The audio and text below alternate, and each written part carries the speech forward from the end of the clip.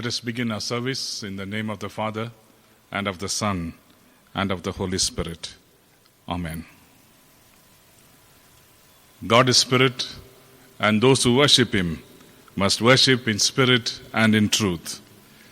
Grace, mercy, and peace will be with you from God the Father and from Jesus Christ, the Father's Son, in truth and love. Let everyone who is thirsty come to me.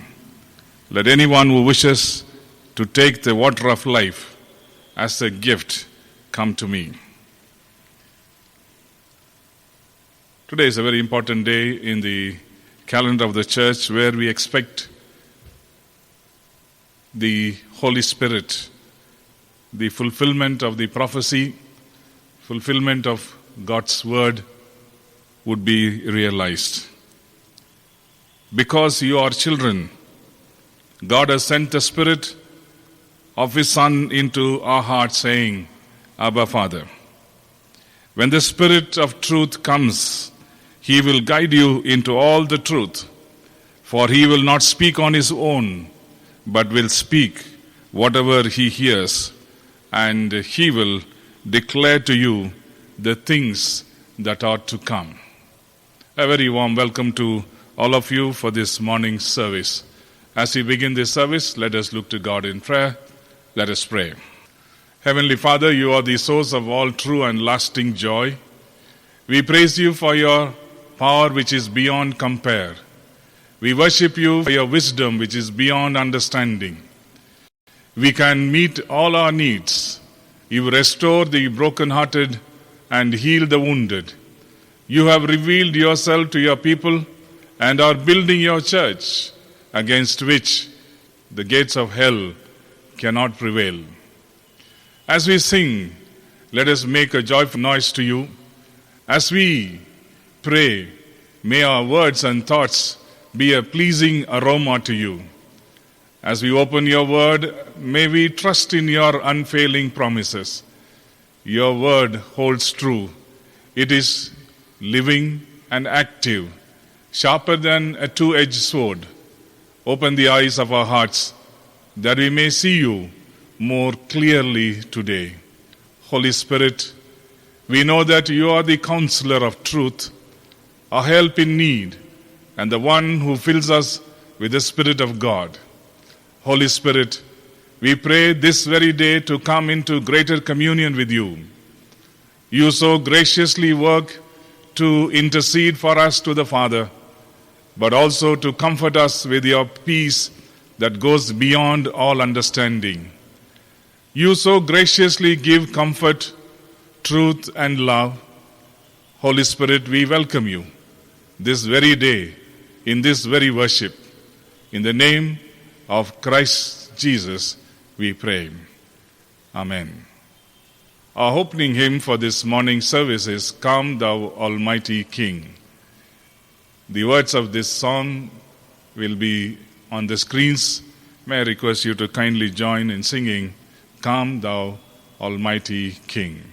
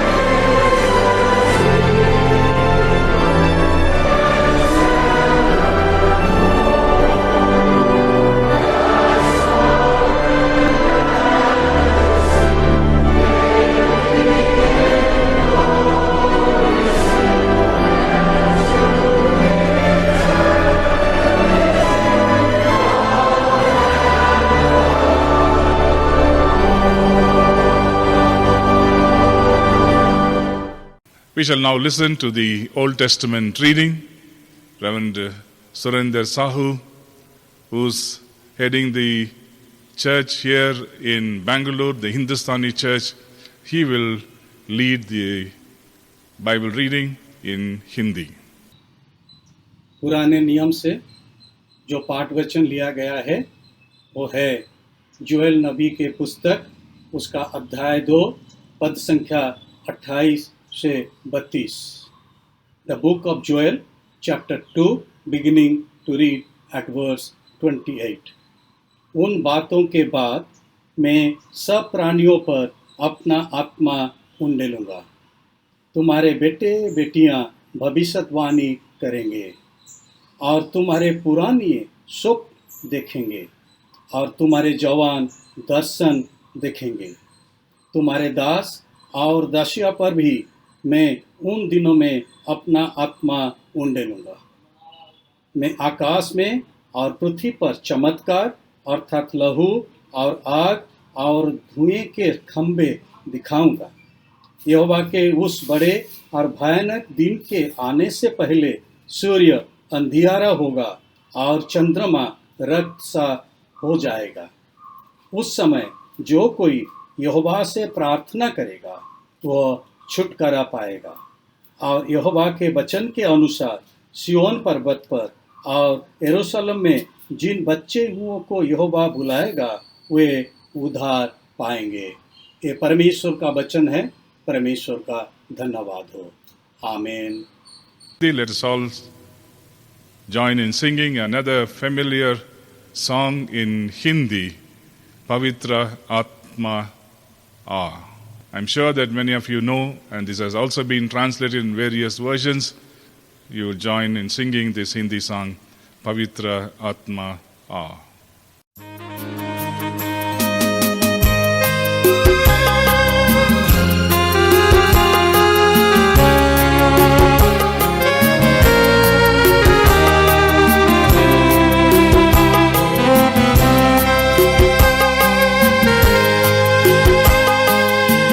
पवित्र आत्मा, पवित्र आत्मा, मुझे ले जाओ यीशु के चरणों में. पवित्र आत्मा, पवित्र आत्मा, पवित्र आत्मा, मुझे ले जाओ यीशु के चरणों में. पवित्र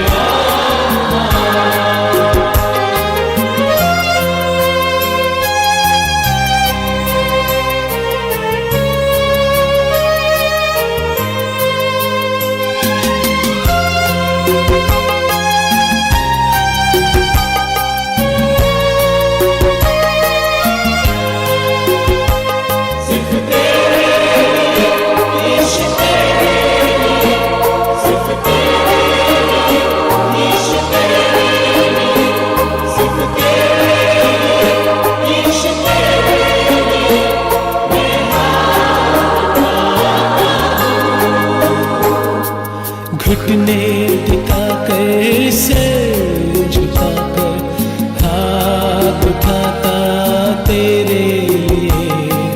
घुटने टिकाकर सिर झुकाकर हाथ उठाता तेरे लिए.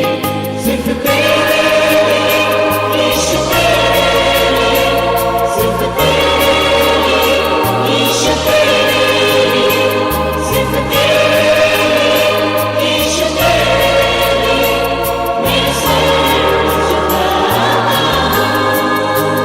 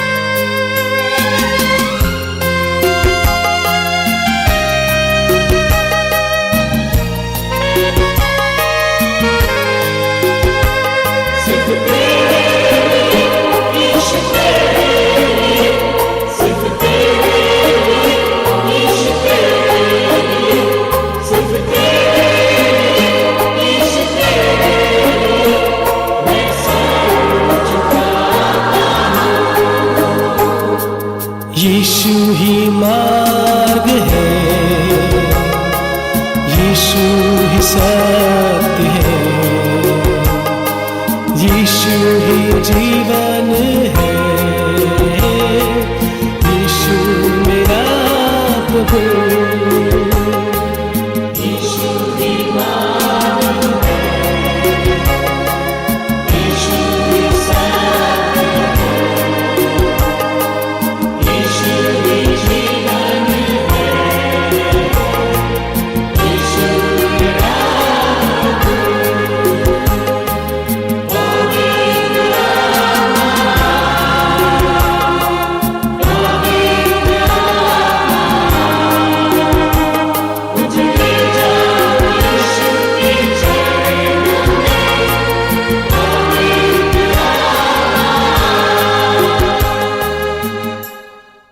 We shall now listen to the gospel reading. Reverend Asha,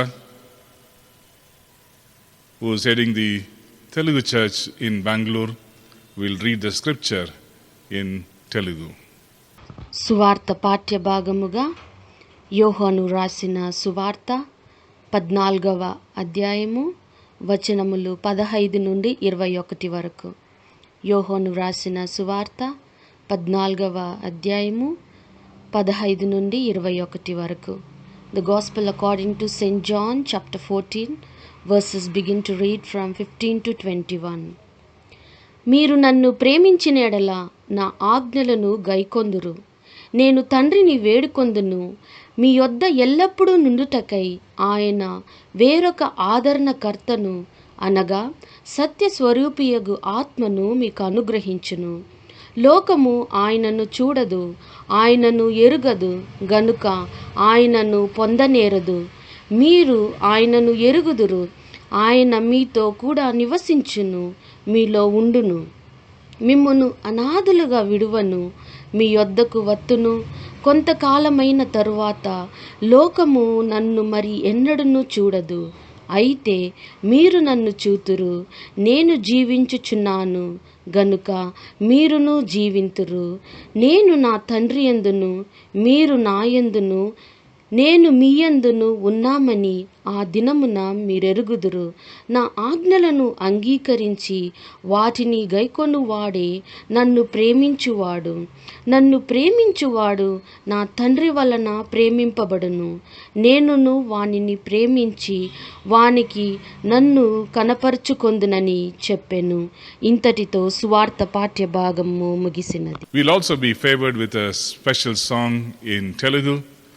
I'm sure those of you who know the song, you might join in singing this Telugu number.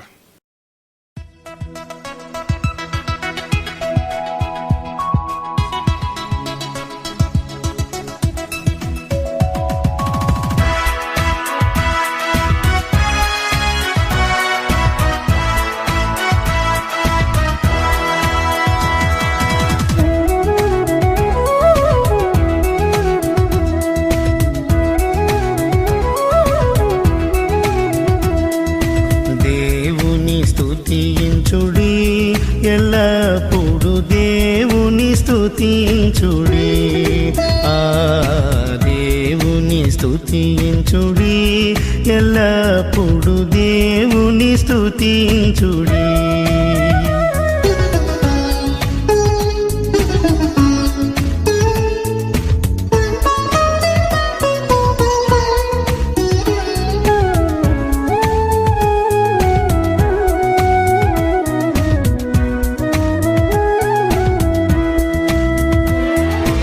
ఆయన పరిశుద్ధాలయమందు, ఆయన పరిశుద్ధాలయమందు, ఆయన సన్నిధిలో, ఆయన సన్నిధిలో ఎల్లప్పుడు దేవుని స్తుతించుడి, ఆ దేవుని స్తుతించుడి, ఎల్లప్పుడు దేవుని స్తుతించుడి.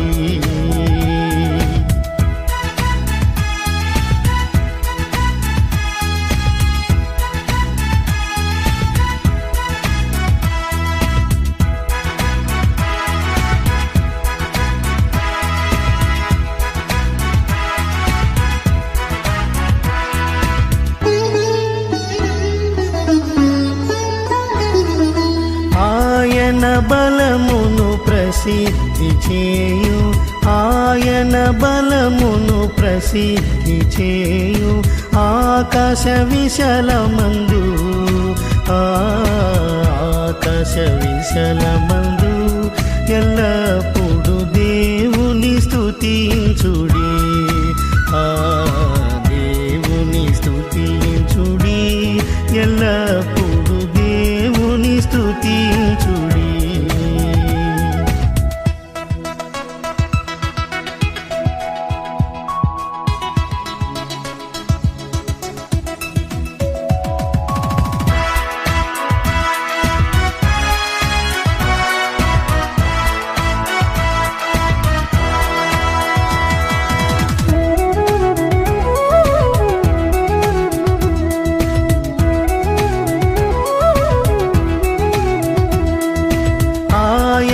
పరక్రమ కార్యమున్ బట్టి, ఆయన పరక్రమ కార్యమున్ బట్టి, ఆయన ప్రభావమును, ఆయన ప్రభావమును ఎల్లప్పుడు దేవుని స్తుతించుడి,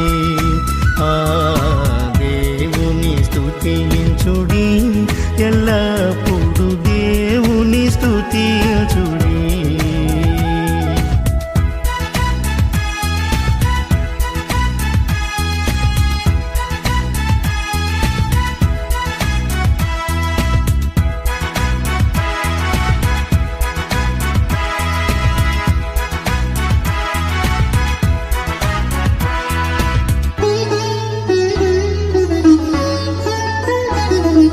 బూరాధ్వనితో ఆయనను స్తుతించుడి, బూరాధ్వనితో ఆయనను స్తుతించుడి. స్వరమండలములతో, స్వరమండలములతో ఎల్లప్పుడు దేవుని స్తుతించుడి,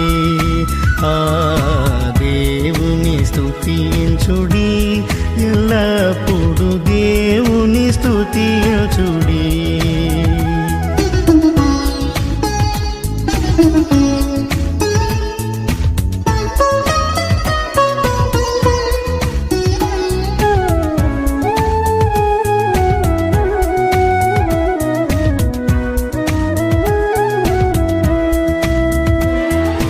పిల్లన గ్రోవులు చల్లగనోది, పిల్లన గ్రోవులు చల్లగనోది, ఎల్ల ప్రజలు చేరి,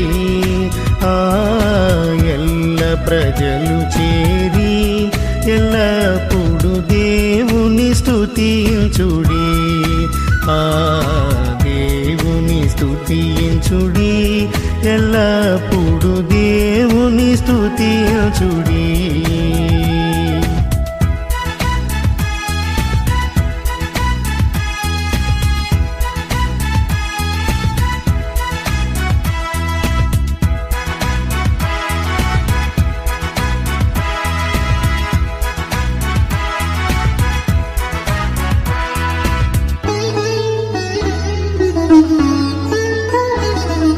సకల ప్రాణులు యెహోవాను స్తుతించుడి, సకల ప్రాణులు యెహోవాను స్తుతించుడి.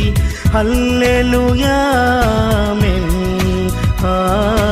హల్లెలూయా ఆమేన్, ఎల్లప్పుడు దేవుని స్తుతించుడి, దేవుని స్తుతించుడి, ఎల్లప్పుడు దేవుని స్తుతించుడి. Let us look to God in prayer.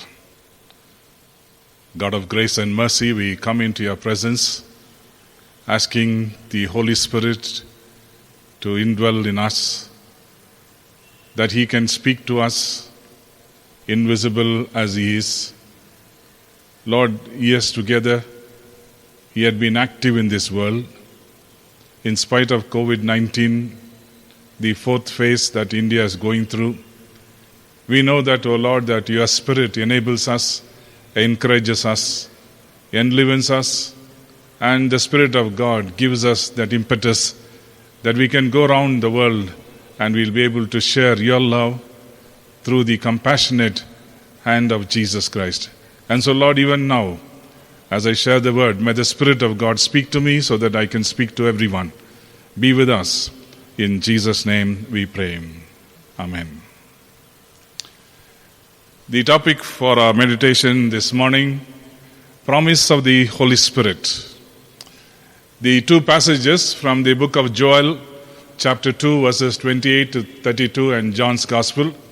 Of course, Galatians chapter 5 talks to us about the gifts of the Spirit, and it is not just the gifts of the Spirit, but it is the fruit of the Spirit that really matters.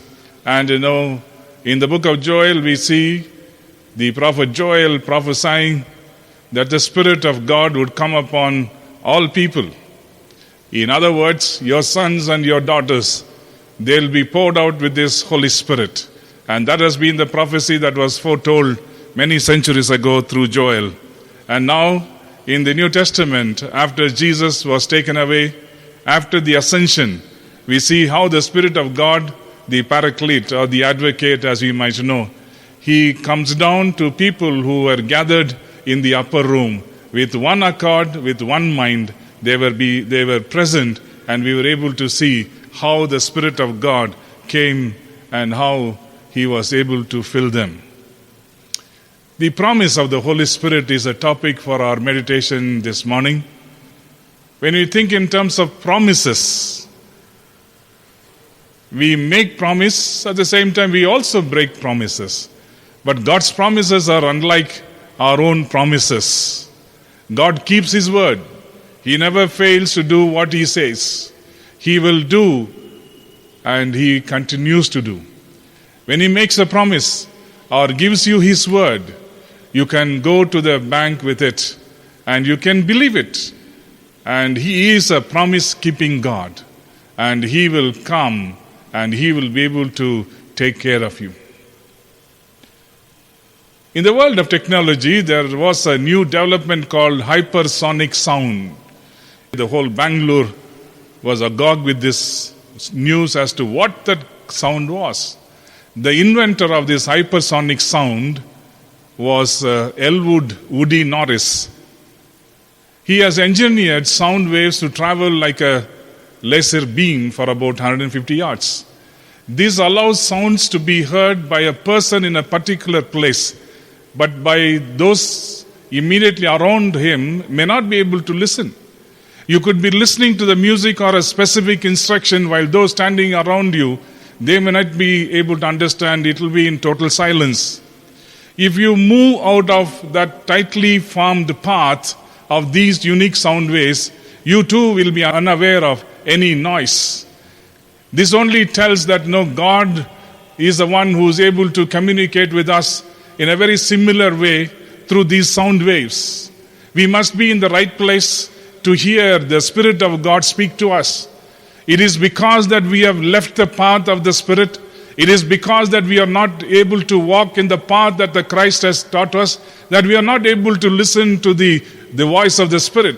If we move away from the path of his voice, we become unaware of the fact that he is communicating with us. And that's the reason why many a times we question, where is God? It is not where is God, but where are you is a question that you and I need to ask, because you have gone away from the paths of the communicating God and you missed the message. And today is a time where God is calling you. God, who foretold centuries ago that he will send his Spirit, would be able to come today and he will be able to fill us. Here God gives us a promise concerning the Holy Spirit. He gives us his word through his Son. Jesus, in fact, he gives us his word concerning the promise of the Holy Spirit. And this has been seen in the book of Ezekiel chapter 36 verse 26, which I read. I will give you a new heart and I will put a spirit in you. And I will remove from your heart of stone and give you a heart of flesh. And I will put my spirit in you and move you to follow my decrees and be careful to keep my laws. So the Holy Spirit being your source of life. And Ezekiel says he will take away the stony heart and he will give you a fleshy one. And when he takes away the stony heart, he also fills you with the Spirit of God. Ruah in the Old Testament, and pneuma in the New Testament Greek, primarily means the wind or breath. At the end of my sermon, you'll be listening to another song, Breathe on Me, Breath of God. And that will be the song after my message. And now, Joel speaks of, in chapter 2, verses 28 to 29, he says, God promises, even in the Old Testament, to send His Holy Spirit upon His people, that they might live life the way that He intended it to be lived. So when the power of God comes in, when you are filled with the Holy Spirit, it is not that you need to live your life according to your whims and fancies, but when the Spirit of God fills you, you have to live the life according to His expectations. In other words, in His power and for His glory, the Spirit of God has been filled you. Then John the Baptist, even before Jesus could come into the scene, he is talking about the promise of the Holy Spirit as we look at the Apostles' record in John 1:19 onwards. We see that, we began talking about the Holy Spirit as a helper. He is the one who comes and helps you, who helps you to know basically that you have fallen short of the glory of God, you are a sinner. And He also helps you to know that you are a person who is in need of God. And when you continue on the same passage, verse 30 to 33, you also realize that John the Baptist, while he baptized, he said, I'm baptizing you with water, but the one more powerful than me, he is following me. I'm not worthy to unloose the latchet of his shoes. But he shall baptize you not with water, he will baptize you with the Holy Spirit. So to baptize is to dip, to immerse completely. So the Holy Spirit comes upon you and into your life to make you whole. You are a brand new person. And your life begins as if you are beginning a new chapter because the Spirit of God helps you to open up new avenues. It is the Spirit of God that helps you to move forward in the way that God wants us to move. Paul, in the book of Romans chapter 6, he says, you have been baptized into Christ Jesus by the power of the Holy Spirit in order that you may live a new kind of life. Life in the Spirit, not life through the flesh. Guided by the Spirit, empowered by the Spirit, led by the Spirit. And ultimately, it is the Spirit that gives you the protection. In John 7, verse 37 to 39, Jesus spoke these words of promise concerning the Spirit, that those who put their faith and trust in Him, those who put their faith and trust in Him, He said, you would receive continually the flow of the Holy Spirit within your lives. So those who have the trust and faith in Him, He says, I will pour out my Spirit continually on these people. If this is so, we need to ask ourselves, was the Holy Spirit present in the Old Testament? Because we understand from the New Testament, after Jesus ascended into the heavens above, we know that He promised a paraclete, a comforter, an advocate, a person who is able to guide you will come and you tarry or you wait there in the upper room. And this was a promise made by Jesus Himself. So if that is the case, that we need to ask this question, was Holy Spirit present in the Old Testament? Yes, it was very much present. But it was given to particular individuals to fulfill a particular task or a responsibility. It was not continuously given to the people of God. It was given to a particular person to fulfill a particular task or a responsibility. Then it was taken away. Moses said to Joshua in Numbers chapter 11 and verse 29, I wish that all the Lord's people were prophets and that the Lord would put His Spirit on all of them. What is He wishing for? He was wishing that all the people in Israel are prophets, because prophets were anointed. The priests were anointed with the Spirit of God to perform either a miracle, to perform something that God wanted him or her to perform. that faith would go from head to heart. It is not in the head that you receive the Holy Spirit, but it is in the heart that you receive. The understanding is, it is not through your intelligence, but through your own experience. That religion would go from duty to passion. You are not duty bound because in the Old Testament they were duty bound to fulfill whatever was required in the law. But when it comes to the New Testament, it is not out of the duty, but out of passion for people that you go into the world and you express your compassion.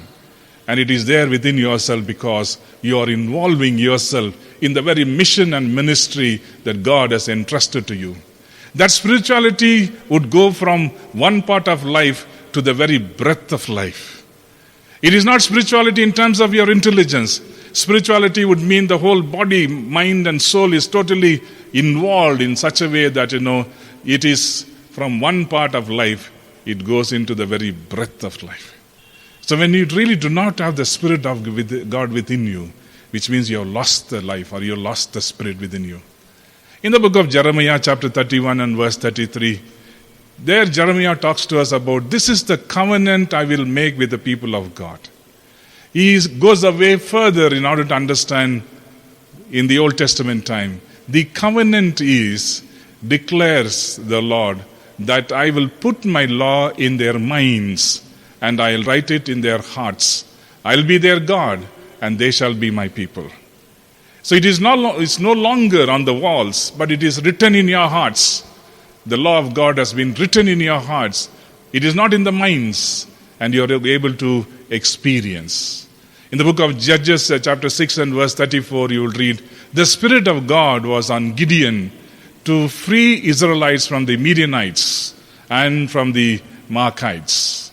So the Spirit of God came on Gideon to perform that particular task or responsibility. In the book of Judges, chapter 14 and verse 6, you will see the Spirit of God was upon Samson when a lion came to attack him and he killed the lion. In 1 Samuel chapter 16 and verse 13, when Saul anointed David, the Spirit of God came upon David.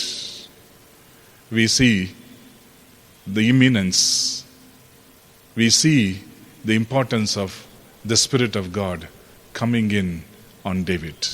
Still, when you move on in the Old Testament, the plagues came on Egypt with the power of Moses' rod.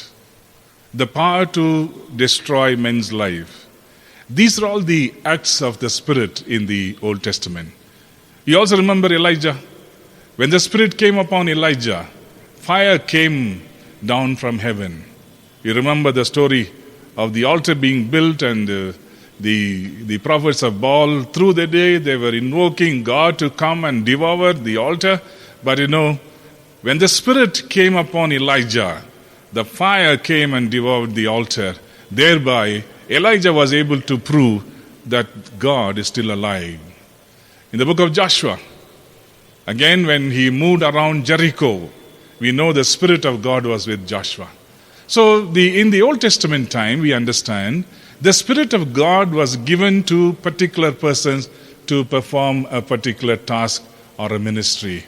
But on the Pentecost day, in the New Testament, the Spirit of God was given forever.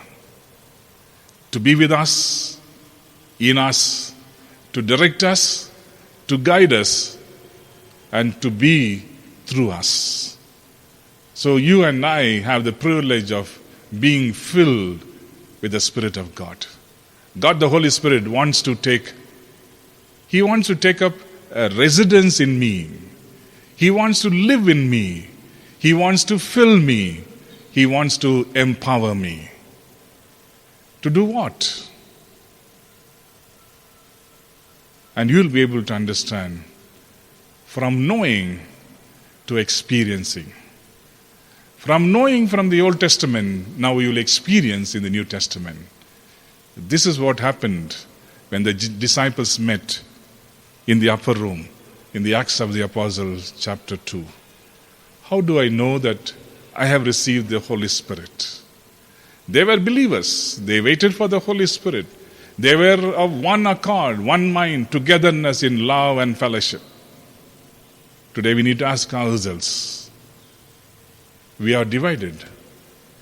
Although we call ourselves as Christians, we are divided on caste, we are divided on color, we are divided as to who's high, who's low, who's rich and who's poor.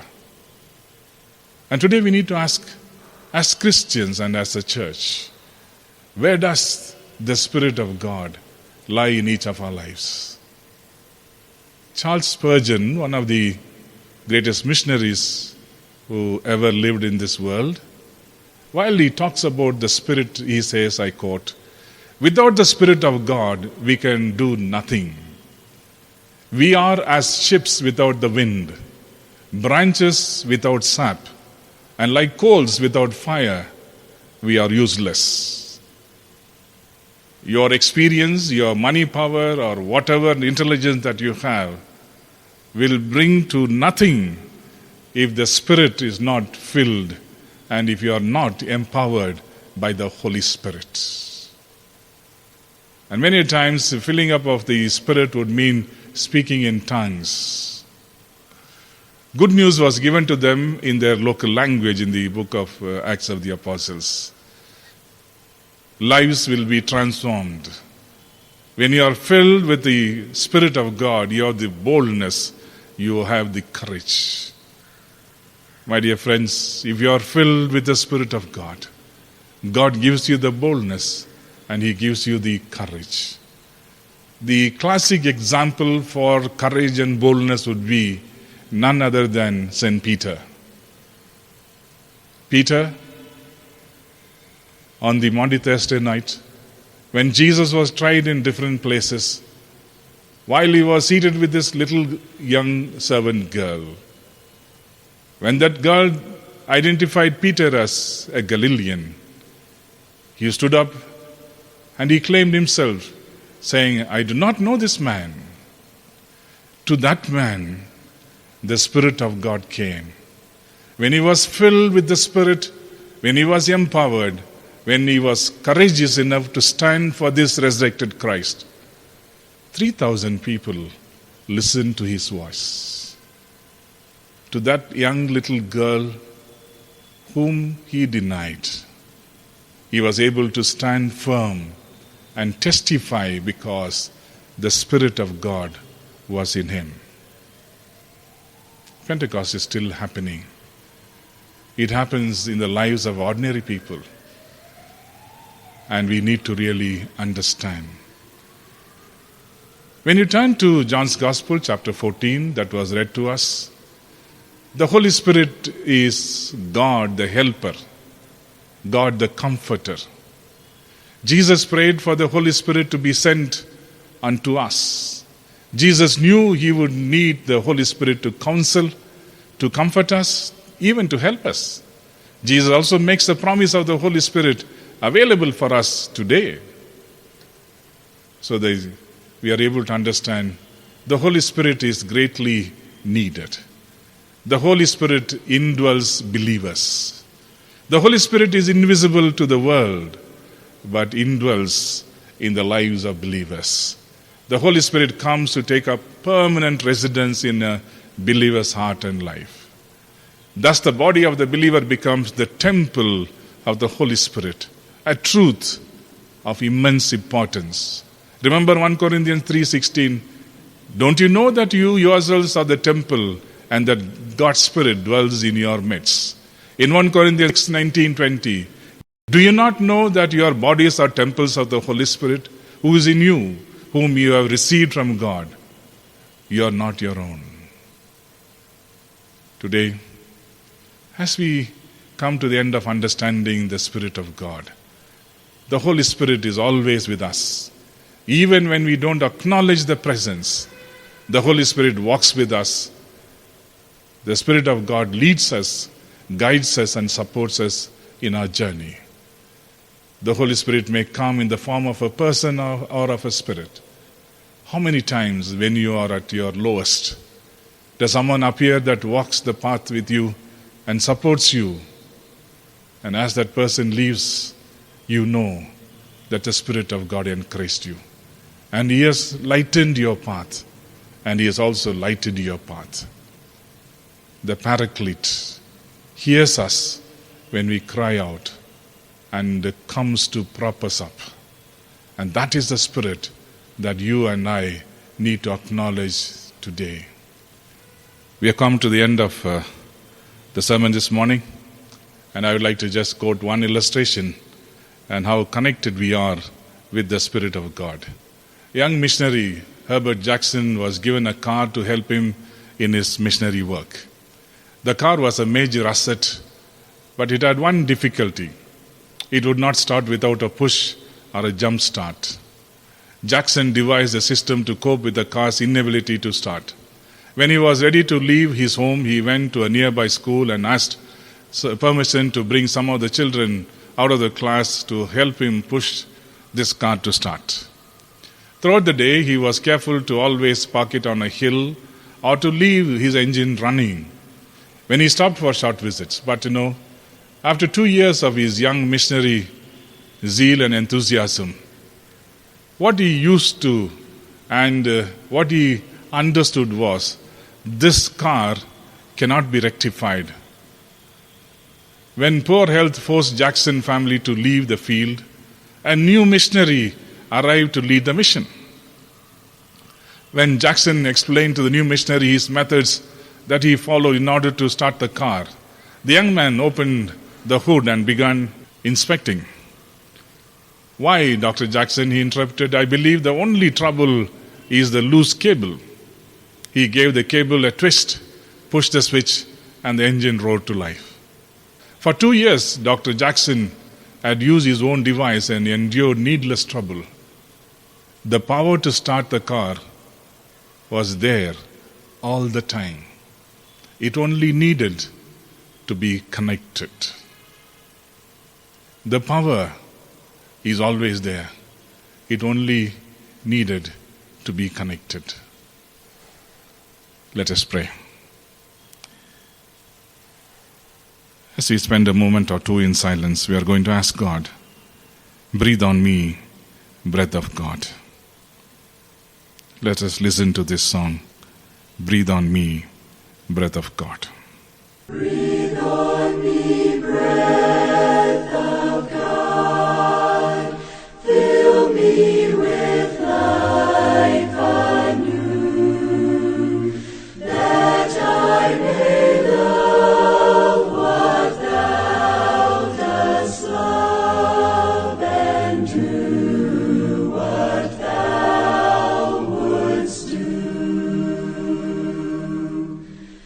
Breathe on me, breath of God, until my heart is pure, until with thee I will one will to do and to endure. Breathe on me, breath of God, till I am wholly thine, until this earthly part of me glows with thy fire divine. Breathe on me, breath of God, so shall I never die, but live with thee the perfect life of thine eternity.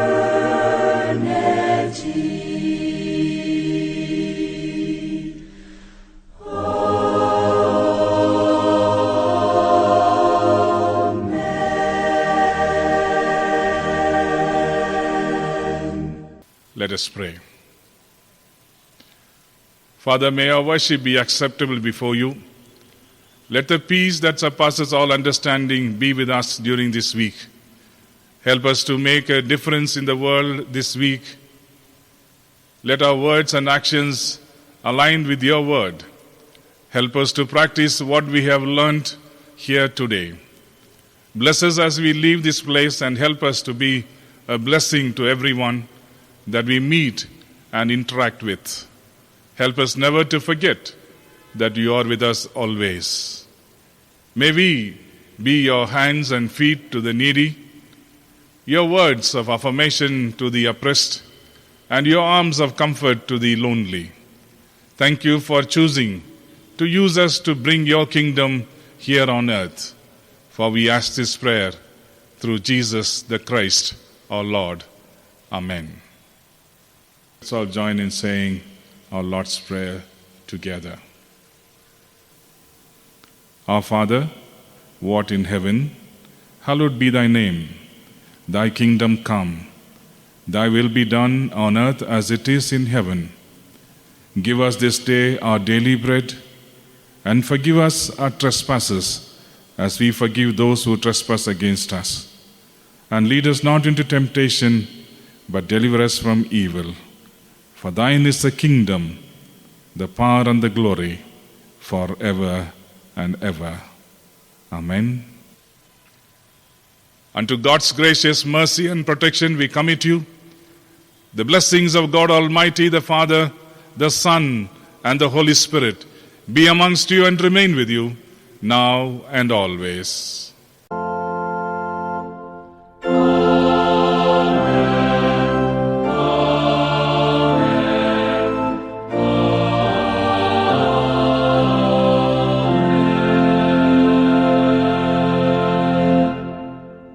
Our closing hymn for this morning's service would be Thine Be the Glory, Risen Conquering Son.